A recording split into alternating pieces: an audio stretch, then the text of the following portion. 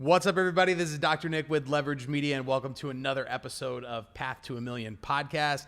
I'm here with one of my good buddies, Dr. Luke Stringer. We are neighbors here in Chicago, in downtown. Dr. Luke, tell them a little bit about yourself. Yeah, Nick, appreciate having me on. Yeah, obviously a chiropractor. I practice down in the South Loop of Chicago. Ended up, obviously, with the accent, I'm from England, right? So went to chiropractic college in 2010, and then here we are in 2020, never made it home, and I'm running a practice down in Chicago. And did you play rugby professionally before chiropractic school or after? I can't remember. Yeah, before chiropractic Before. school, yeah. So then I left school at 18, played professional rugby for around 8 or 9 years, and then good friend of mine actually, long story, but put me onto chiropractic and I loved it. Yeah. And then Palmer had an opening for their head coaching position, and next thing you know, I'm in 𝗍𝗂𝗏𝗏, Iowa, coaching a rugby team, going through school at the same time. Oh, that's nice. I didn't know you were the head coach. It's like I've never quite understood the Palmer rugby thing. Like, are they a professional rugby team? Like, do they? Not quite. Or is it like a D1 or like what is it? Yeah, exactly. So David Palmer, which is BJ's son and Dee Dee's grandson, he kind of coined the slogan pursuit of excellence, or essentially pushing the chiropractic profession through athletic excellence. Yeah. So back in the 60s, he had like a private jet, and he'd fly people in from all around the world to come and play for the Palmer rugby team. And Nice. he kind of used that vehicle of the Palmer rugby team being really successful, and that we're going to promote chiropractic. So that's kind of the foundation of it. And then obviously the roots of the rugby club's really embedded in Palmer. And then, yeah, essentially you kind of like a semi-professional rugby player, essentially. You train Tuesday, Thursday evenings, you condition Monday, Wednesday, Friday, or Monday, Wednesday mornings, and then you play Saturday. And then obviously if you're playing for the rugby team, there's scholarships available for both the men's and the women's team. Nice. So a perk of playing is you get money, if you're any good, off your school tuition, essentially. Yeah. But it's pretty good. Yeah, they play in the men's D1 league when I was there. Went to the Final Four 3 times on the spin. And then we came third 3 years in a row.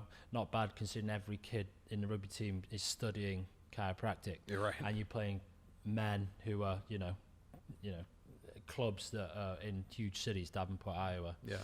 The land that time forgot. Well, they had a great coach, so that must have been why.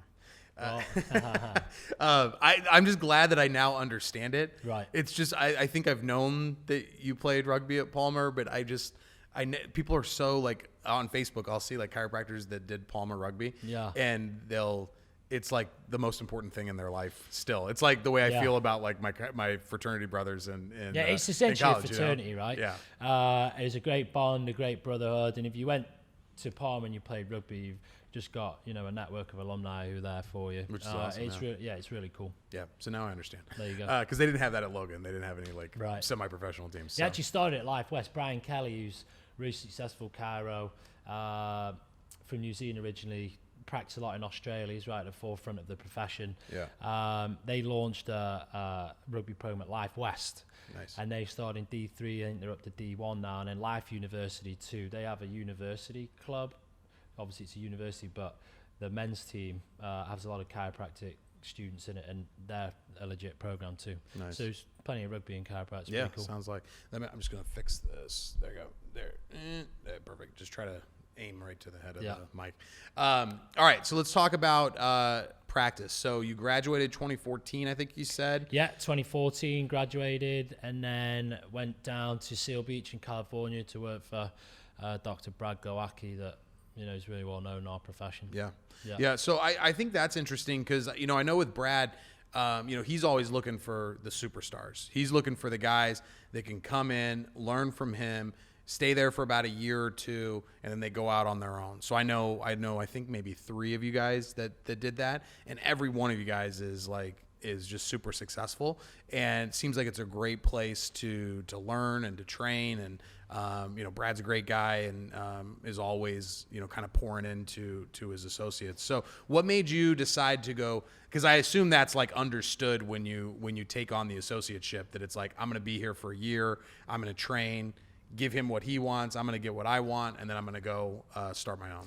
Yeah, essentially. So kind of coming out of chiropractic college, I believe in my ability as, you know, a clinician, and then just someone who would be successful eventually in practice. But at the same time, I wanted to put myself in a situation that, you know, I could learn the skill, not only of being a chiropractor, but all the other things that you don't necessarily talk about at school: communication, rapport with a patient, and then basically how to, you know, run a successful practice. Right. So how I understood it personally for me was, if you're going to be an associate, you're going to get underpaid and overworked, right? That's kind of how it is. And unfortunately, in our profession, you know, it's not like Walgreens, so if you graduate with a pharmacy degree, you start here and you're a manager and you run stores, you're here and you've got that kind of tier.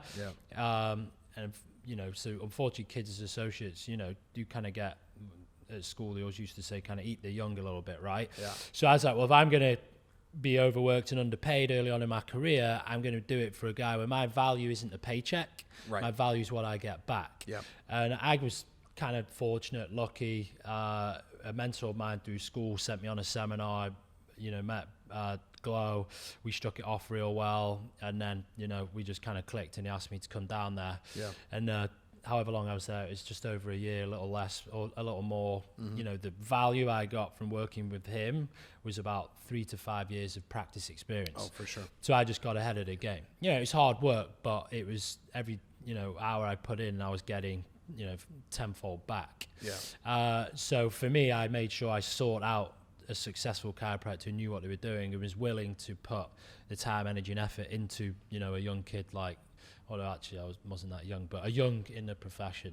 And it worked out great. And I think that that's important for not only associates, but for doctors that are hiring associates to be clear on what it is the deal is. Because if somebody came into Glow's office and was looking to stay there for 10 years, that's not really what it's set up for. Right. You know, and if you're if you're a doctor looking for somebody to be there for 10 years, you're probably not the right fit for it, because like you were going to go out and do your own thing. So it's like you've got to make sure that with an associateship. I was just talking to my interview yesterday was with an associate. He's associating right now, and that's what I was like, what are associates really looking for from the doctors, like when they're looking for jobs? And it's clarity. They want to know, what is it that you expect of me? What is it that you want me to do? What does our relationship look like over the next 1 year, 5 years, 10 years, 50 years, whatever it is? Or am I buying the practice? Am I just coming here to work for a year? It's just so important to make sure that it's a good match versus just like, well, they're offering $60,000 and that's more than this place that's offering 40. So I'm going to go do this. That might be a bad match. The 40 might be the perfect match for you. Exactly right. And I think that's key, going into it as we've had a few associates through the office now. It's frank and upfront from the beginning. Okay, this is what you're going to make, but if you roll your sleeves up, put the work in, and adaptable, and you want to learn the systems, you can hit your goals and your targets. And our associate just went to Glow's Attract to Believers seminar, and he used the term with our associates, kind of catch and release with him, right? Bring you in, give you 12 to 24 months, and then you're going to be ready to leave, because one, you've learned it, and two, you're not necessarily burnt out per se, but you've grafted hard for a year or two, and you're like, okay, well, I'm doing it for him or whoever it is. I can go and do this for myself and obviously reap the rewards. So I think, kids coming out of school, you come out as a doctor and you do get a little bit of entitlement. Unfortunately, you're not a medical doctor. You don't get a job at a hospital and you're making 6 figures plus straight away. You've got to put yourself in an environment where you've just got to lay that foundation where you can build success from, right?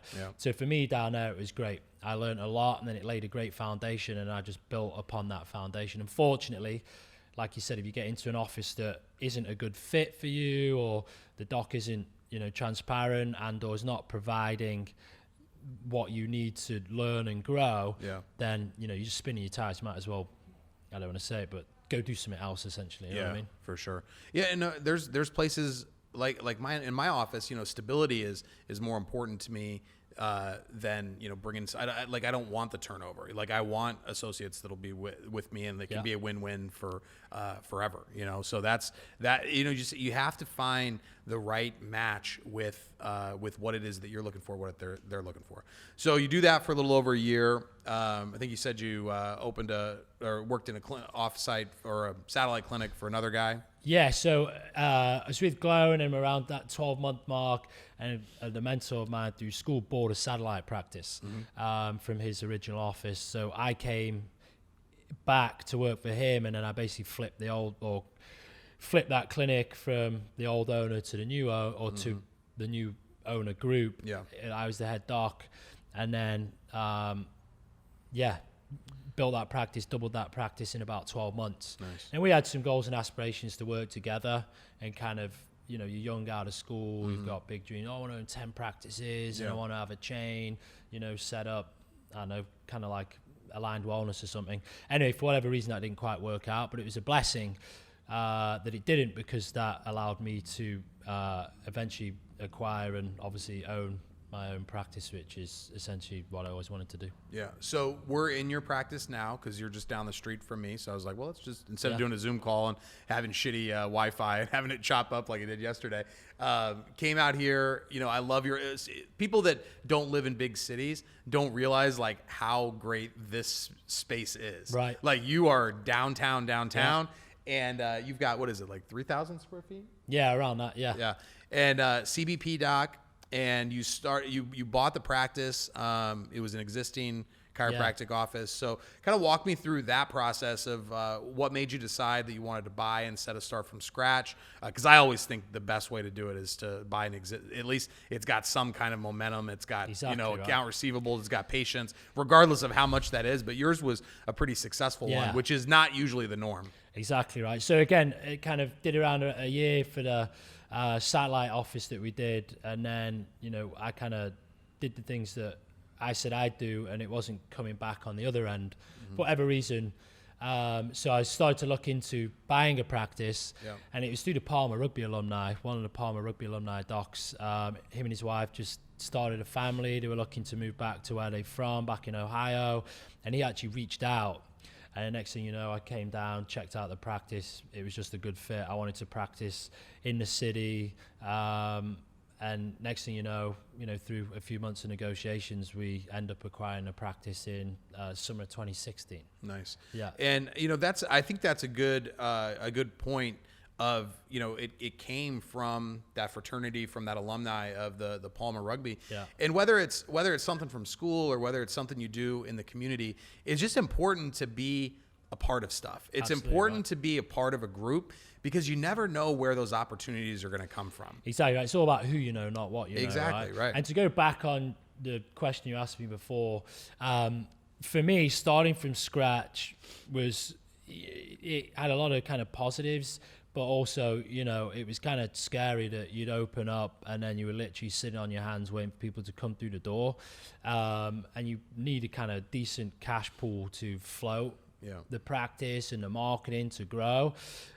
So when we essentially got asked if we were interested in buying this practice, it made a lot of sense because, you've taken over an existing patient base. So you've got decent, successful practice, you got patients coming through the door, you've got systems in place, and essentially you've got money to spend to grow, right?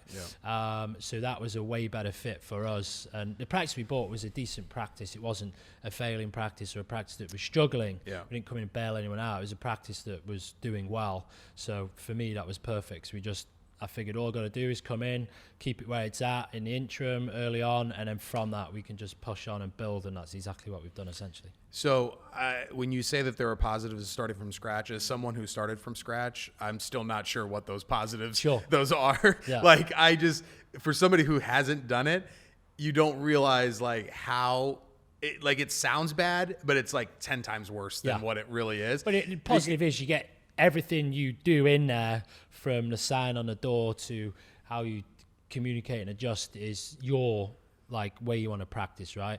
Acquiring practices you can early on. You've got to adhere to how the old doc practice, right? Because you've got to hold on to all the patients. Then as you grow and either they become wellness patients or they further out, you can modify stuff. Yeah. So, you know, transitioning out the last practice. So this is for Glow2. I took over his satellite office. So technically this is my third office running, my first one that we've owned. You know, and the first one didn't have much input in how I practice. Second one, a little more, but not much. So the third one, eventually when we owned it and we built it out, you know, I can have a total autonomy. I can essentially practice however I like. There's definitely like small benefits maybe, but the negatives are so big that it's just like, totally oh my agree. God. And that's why we didn't do it, right? Which is smart. Yeah. You're always much smarter than me in all respects. So you bought it, you said summer 2016. Yeah. And you bought it, you said it was around like 600 when you bought it. Yeah, around 600K around there, yeah. And then you went from there to over $1 million you cracked for the first time in 2018. Yeah, 2018 we did $1 million, which was a goal of ours to own $1 million practice, mine from out of school, and you know, it's a goal of ours every year essentially. Yeah. So when you say ours, you and your wife are in practice together. Yeah. And so we'll get into a little bit of the nuances of that, and like if you have any tips for, because I feel like you guys have it like kind of figured it out. Like every time I talk to you guys, it's like, you know, she does this part, you do that part, and it seems like it works out pretty well. Exactly, if you want to talk about it a little later in the podcast, but you've got to have defined roles, and you've both got to be on board with those defined roles, and you've got to pretty much stick to them. And it helps when you're busy, because I'm doing my stuff, and my wife's doing her stuff, so I work with my wife, but it's not like I'm sitting next to her all day, if that makes sense. But because she does a lot of the management of the practice, you're doing more of the like the content marketing and the adjusting. And absolutely, yeah. So, you know, she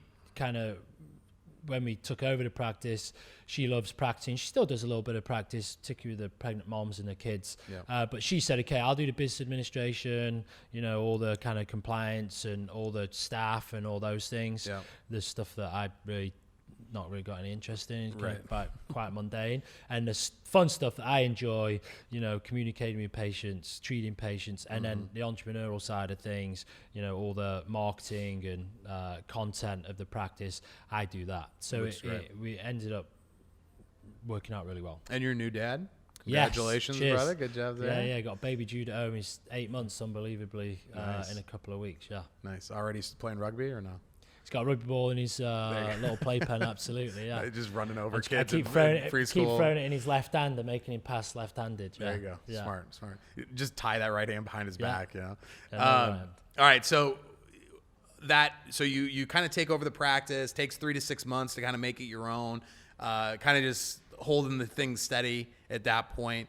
And then that growth from 600 to $1 million, what was it? Because that was pretty fast, going from summer of 16 to end of 2018. So what was it that was the big mover for you? Yeah, so, you know, the transition was critical for us to maintain where we were at. So, you know, the carers, who were both Palmer alum, his wife and himself, they did a great job of transitioning us in. They made it really easy for us. Let's stay on that for a second, just because I think that's kind of an interesting thing for people that are going to buy a practice.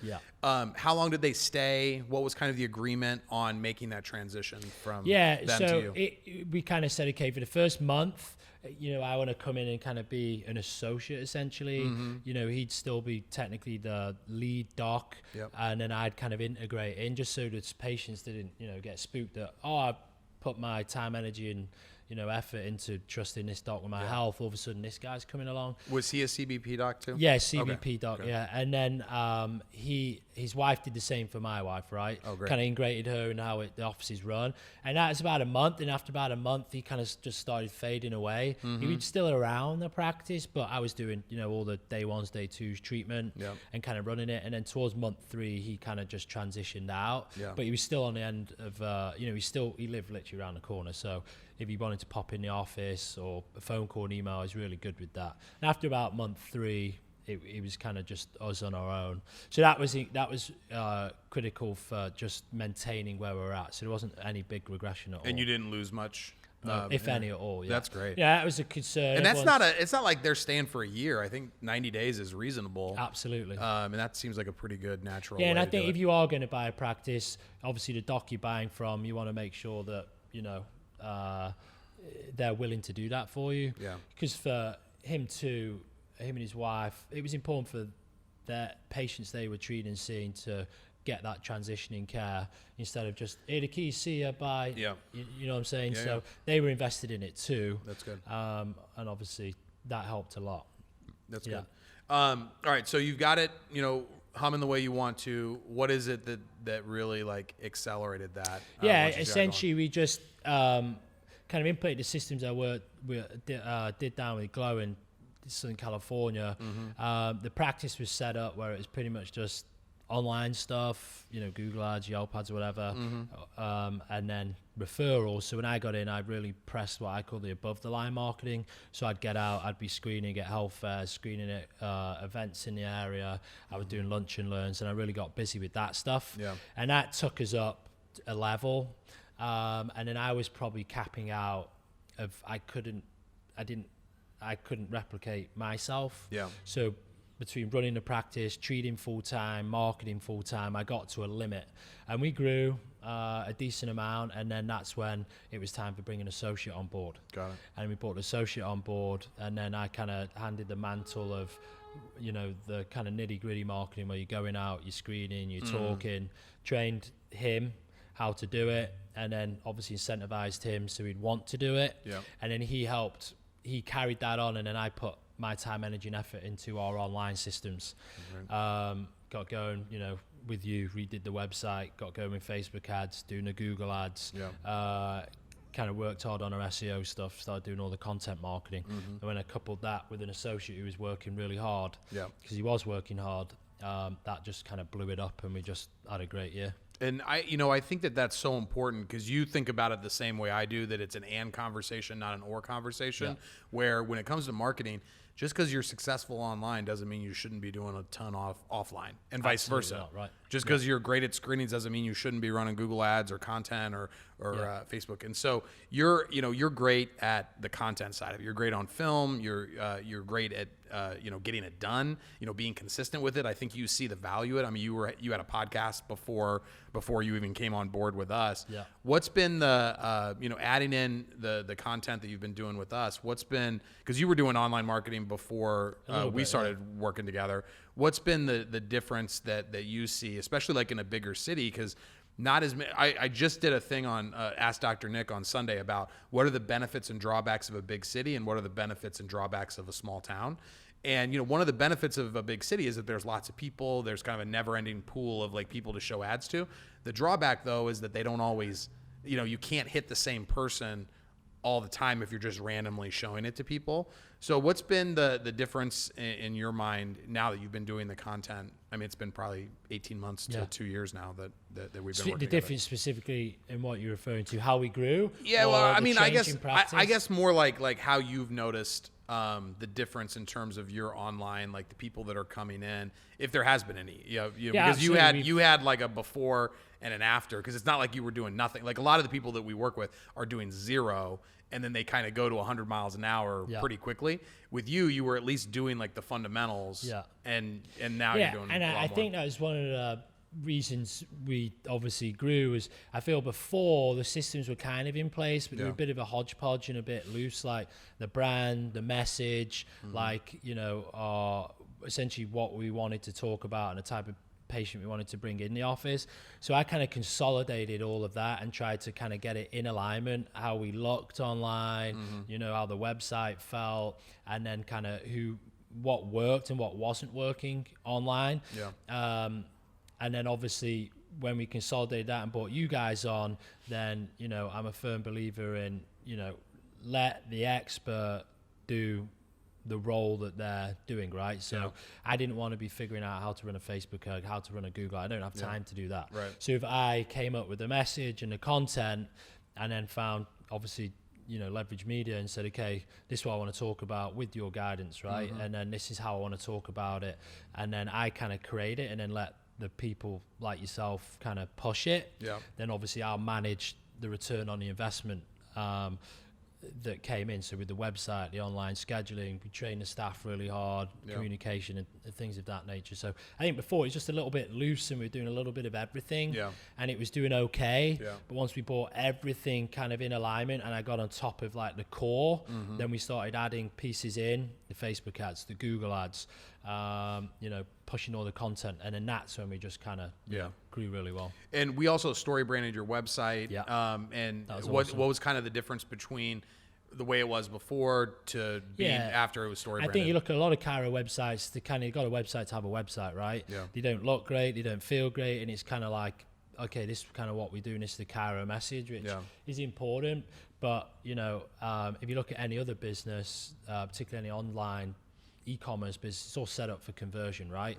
So if you're looking to buy whatever it is, you know that you can buy that at pretty much every page on the site you visit. So obviously going through the story brand website, we set it up for conversion, and then we bought just the website as a whole just functioned better, and it looked way better with all the video content. And we have a lot of people coming in. Your website was great. You know, we wanted to come in. That really helped. It's because we worked pretty hard on getting it to be your message. Because your message is different than my message is different than somebody else's message. And that's what's great about Story Brand is like, we're all chiropractors, but we each have our own like different way of saying things, the things that are important to us. And so now it's like they walk in and they kind of like have an idea of who you are before they walk through the door, which I think is super important. Exactly right. And the structure of our kind of communication message is, you know, displayed on the website. So when they come from the website and they come speak to us, it's the same message. And that's the beauty of chiropractic, right? You can practice however you like. But if that's your message, then great. You know, you can set it up to communicate like that and educate and help people like that too, right? And you're just not going to get that with cookie cutter sites that like they got to do the same thing for 1,000 people. Absolutely. And practicing in the city too. You know, there's a lot of chiros anyway, particularly in the city. You know, there's about 6 within a block of here. So you got to make the effort to, you know, make sure you're above and beyond what they're doing. And, you know, particularly with our patients, they're your younger professional, right? So they're all on the phones, they're all on the tablets, they're not really on the desktops booking stuff. So we set up for mobile and it looks and feels good. It's set up for our type of patient. So one thing I was interested in is, so you were doing all the spinal screens, you were doing all the lunch and learns, bringing the associate. Did you track the numbers of like how many booked per hour, or like how many average came in per screening or lunch and learn or whatever? Did you kind of track your numbers and compare them to his numbers? Because I'm wondering if there was any like drop off between the two of you, or if it was pretty much like it's the same because I trained him well. Because I think if you're going to have an associate, whatever time it takes to train them perfectly is worth 1,000,000 hours, because now it's you can just unleash them on the opportunities and know that it's going to be done right. Exactly. Yeah, I had our associate, they track all their stats, right?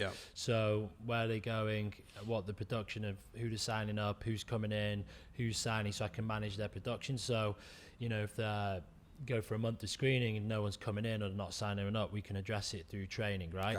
I specifically didn't do that with myself. It would have been, in hindsight, you know, a pretty good measure stick or a litmus test to see how we're doing.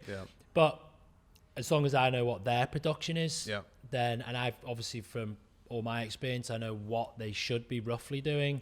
Then, you know, I can. Did you feel like it was pretty close though? Like honestly, I think early on, not so much, but when they found their groove and kind of how they communicated and how it worked for them, there really wasn't that much drop off, and it was worth its weight in gold for me not having to come to the office, practice for 3 hours, grab the screening gear, fly over to a screening, get there right on time, set it up, screen over my lunchtime, fly back, and then do another 4 hours of practice. I was okay doing that early on, but then I got to that kind of point of critical mass where it's like, I'm not going to grow anymore and I can't do this forever. And then that's when the associate came in and he kind of took it and run with it. That's the, I think a lot of docs might, you know, if they've got an associate and they're not doing it as well as they think they should be, or the associate's kind of struggling a little bit, they're too quick to jump back in and just like, let me do it. Right. But instead, like, you know, I think it's Stephen Franson that says, like, every hour you spend training is you earn a day off. Yeah. You know, and I fully believe that the more you can train them on the right way to do it, it will save you. Just assume you can't do it. So what is the training that you would do with them if you couldn't do it? An old rugby coach of mine pretty much said, by failing to prepare, you're preparing to fail, right? Yeah. So if I said to our associate, here's screening kit, see ya. They'd have no idea, and it would be counterproductive, right? So how we did it is we started from scratch, and we literally role played it. You know, I learned this down with Glow, so it's not something I specifically came up with. Sure. But it was everything from, you know, how one of the CAs would go with, how they agree, how they communicate and get them to fill out the questionnaire, from the questionnaire, how you then approach and communicate that questionnaire. Yeah. And then we use a pretty we don't use the classic spinal screening. We actually use a pretty cool piece of software on an iPad that will analyze their posture, so you get some biomechanical feedback instantly. They actually get that, so it creates some value for the people who are getting screening on a PDF. And then from that, you can obviously relate, oh, you're getting neck pain? Well, no wonder your head shifted 2 inches forward and weighs 60 pounds. Like, do you want to get that fit? And obviously from that, okay, this is what your issue is. Would you like to get it corrected? You got to create that connection, right? And then obviously from that, get them to sign up. You know, our patients are signing up and are paying for an appointment and a screening. So obviously when you've got skin in the game, they're then going to come to your office, right? And then you get to the office and you're taking through your day 1, day 2, and we do really well with that stuff. That's great. Yeah. And, do you do posture screen? At the screenings, we do. I was just talking to 𝗍𝗂𝗵𝗁𝗪 who developed it. I figured it was posture, right? We do that, and we call it the posture shop. Posture's a buzzword, right? Yeah. So when you go in, you're speaking to companies, people, business, and you want to talk about posture, everyone's all over it. Yeah. And we got some cool marketing flyers made up, posters. We get in there early and promote it. So get some sign-up sheets, so you're not just going in cold. People know we're coming. You know, and that's one of the things that I like about how you think about content, because when we started working together, you know, you had already decided that you wanted to really focus on the posture side of things, that you wanted to make your languaging around it, and so that you could be consistent with your messaging. And I think that that's, you know, super important. I think a lot of times chiropractors are kind of all over the map when it comes to the content that they're trying to promote, or the messaging that they're trying to promote. And posture it's such a good one, because you're in, you know, there's God knows how many people work around here, you know. Right? Yeah. 98% of our patients, what do you do for a living? I sit down. How many hours a day? 6 to 8. How long have you been doing that?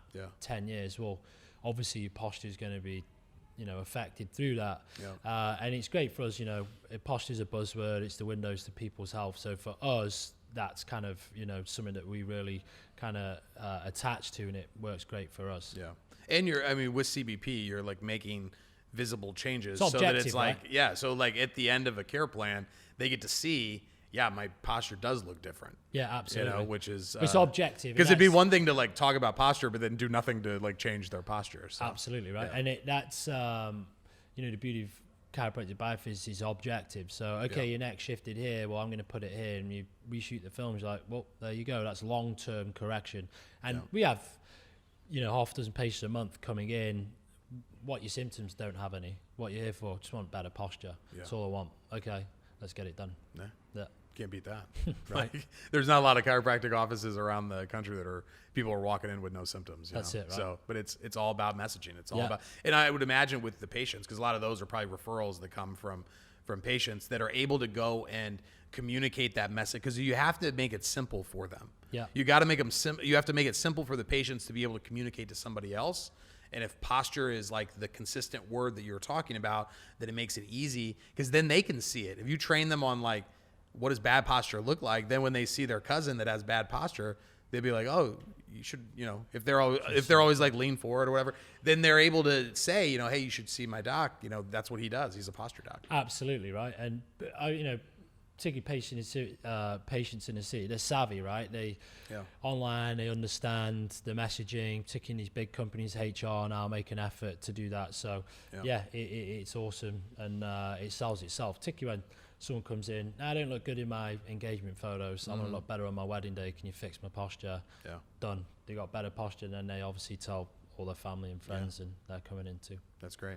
One thing I wanted to touch on that I think is maybe like a fear for some docs is, you know, I know that when you had your last associate, he kind of left abruptly and didn't, like you were, like, I remember, I think I was here one time when it was like, it maybe had just happened. Yeah. And I was just like, you were, you know, scrambling a little bit. Yeah. So talk to me a little bit about that. How did you bridge that? Yeah, it's always tough, right? And like you said early on in the podcast, I've always been upfront and transparent with any of our staff members, whatever it is. This is your role. This is what I expect from you. Yeah. If you do it and you do it well, then this is what you're going to get back. You know, Yeah. some people come in, want job satisfaction, or you want to make whatever it is. I'll set up an environment that they, you know, creates value for them and they're happy. Yeah. So specifically with this associate, it went back a long way, all the way back to, you know, pre-chiropractic college. So we had a connection, and it was, okay, how long do you want to be here? 2 years. Okay. And we had a meeting, you know, after his first year, how long are you going to be here? Another year. Okay, great.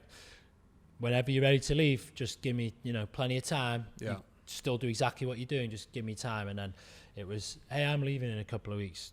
Oh, really? Yeah. And then you go to find out that they'd been leaving several months before. Yeah. You know, so it's kind of a punch in the gut, really. But, Yeah. you know, it's business at the end of the day. It stung it early on, but, you know, no animosity. I actually speak to him all the time. He actually texts me today. Yeah. So it was rough, but, you know, I preach all the time to all our staff when we have our staff meetings. Just communicate anything you're not happy about, anything you've got on your mind, anything you think about, just let us know. Yeah. And, you know, we don't have staff turnover here. Since we bought the office, we got rid of the original staff because, you know, we needed to do that. Since we've got our new staff in, we had no one leave other than an associate, but he did it to go and, you know, open his own practice, Right. and he's successful in his own practice now, so all good for him. But it was tough, that's for sure. Yeah. Essentially, I just had to work twice as hard for So you just about 3 months. You just like went back to the old school, like, guess I'm just doing it all. Got it done. Yeah. Just 12, 15-hour days, Yeah. 5-6 days a week, and then found a new associate. Obviously, you got to wait a little bit of time till the license, and you got to train. So that added some time and hours into the day, but it was all worth it at the end of the day. Sure. He's up and running. He's doing an awesome job. He's thriving, enjoying being in practice, and that's giving me more time to shift back to where I was before. That's great. Yeah. Where did you start to look to find, you know, the good match for that next associate? Yeah, he just reached out through friends. Yeah. And it was a friend of mine who I was in my class at Palmer. He had a preceptor at the office that was his office. Spoke to him, and that didn't actually end up working out. But again, through the same guy, one of his friends that stood up in his wedding with me was graduating, so I reached out to him, and he ended up putting me in touch with our current associate. Great. But I think you have to be on top of that. Like, if you kind of be proactive or reactive, right? If you're reactive, you'll wait till they're ready to leave, and then they'll leave. If you've got a good associate, they'll give you plenty of notice, so you've got time. But unfortunately, not all the time does the situation present itself where they have time to tell you. Yeah. I can speak from experience. Yeah. You know, I told Glow I was leaving, I left pretty quickly. Yeah. Is what it is, right? Sure. So I think you just got to be diligent. So are you speaking to the preceptor program at schools? Yeah. Are you making the effort to go out and speak to some of the clubs at school, the 𝗨𝗃 clubs, or for me, the rugby club at Palmer? So you always got to have people in the pipe, right? So if it happens, it's like, oh, hey, you're still looking, or you want to come and then you just kind of file them through. And that's what Glow does really well. He's always got, you know, one on deck and then one kind of in the pipe ready to go. Yeah, absolutely. What's the focus for 2020? New year, new decade. What's the focus for this year on how you're going to keep growing? Yeah, to grow and kind of get to that next level, as we discussed before. This go from, you know, 1 million to 1.3 to 1.5. Yeah. And I think our new associate, we just sent him to Glow's 𝗟𝗂𝗶𝗏𝗏𝗏 seminar. So he'll be doing lots of lunch and learns, which is going to be really effective. Great. And then I'm going to put time, energy, and effort into just get our social media on point, more of the interaction with people, get our branding and our content just a little bit more aligned, and look to really kind of bring someone who specifically does that for the office into the office, and then also build out some systems, get LinkedIn involved, and start, you know, making some connections with medical doctors, dentists, attorneys that can help refer people in. That's So great. we're a high volume office and we refer a lot of people out. So kind of build those referral networks. Yeah. So I think if we can tighten up the social media aspect of it and then build out kind of our LinkedIn stuff, I think that should get us to the next level. The dental stuff is so good because they're so much more accessible than the medical doctors. And you know, I've done Alex Vidand's TMJ. Have you done that? I actually haven't. He was getting that all got going with Glow when I was there. So that's when he first started his seminar. They pushing the seminar. I actually never ended up going on it. But it's been on my radar. You should. I'm actually doing your boys' PI masterclass first. And then from that, we're going to build out the attorney referral network. And then I'll do Alex's. I'll build out that network. And then if we can get those done in the next 12 months, that's just going to take us up a level. And he was your boy first, so I can't take full. So we're talking about our friend Chris 𝗂𝗪𝗏. He's a partner with me in PI Expert Secrets, which is our new PI course. So if you're looking to do more PI, check out PIExpertSecrets.com. And you've been working with Chris for a few years now. And you just so somebody hears it from somebody other than me, like the guy has forgotten more about PI than I will ever know. Like, I mean, he just knows it inside and out. It's kind of weird, PI, right? You don't really get taught about it much at school. And it's kind of like mystery. You kind of know, you kind of not know. And then unless, you know, the office is set up for that and you're working with a doc who knows exactly what's going on, you can figure it out a little bit. But with Chris, his knowledge is unreal. Like, you know what I mean? He knows exactly to a letter what is and what isn't, you know, legit and what you should be doing.